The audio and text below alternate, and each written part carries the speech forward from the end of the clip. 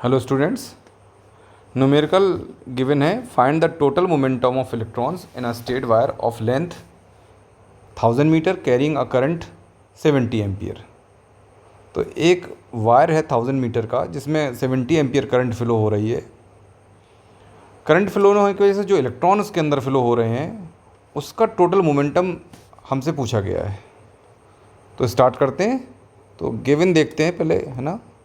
तो गिवन दे रखा है, तो गिवन में हमारे पास एक तो लेंथ दे रखी है वायर की 1000 मीटर और करंट की वैल्यू दे रखी है 70 एम्पियर। और आस्क क्या किया गया है, तो पूछा गया है हमसे मोमेंटम, पी की वैल्यू पूछी गई है।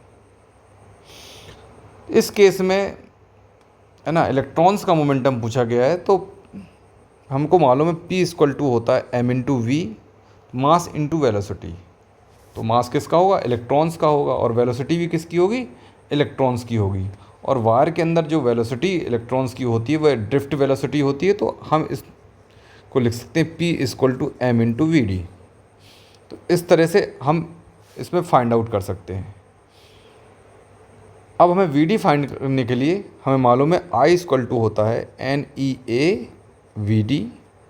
तो वी डी यहाँ से फाइंड कर लेंगे, आई हो जाएगा upon N into E into A. दूसरा हमको मास चाहिए, तो मास हो जाएगा टोटल मास जो है इलेक्ट्रॉन्स का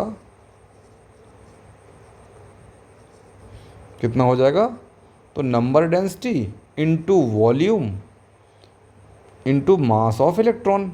यहाँ से निकल आएगा number density into A into L into mass of electron. तो यहाँ से हम लोग वैल्यू पुट कर देंगे, पी इक्वल टू बन जाएगा मास ऑफ इलेक्ट्रॉन कितना निकला, N into A L into mass, और वी डी की वैल्यू पुट कर देंगे आई अपॉन एन ई ए से ए कैंसिल आउट हो जाएगा और एन से एन। तो फाइनली हमको रिलेशन मिल गया।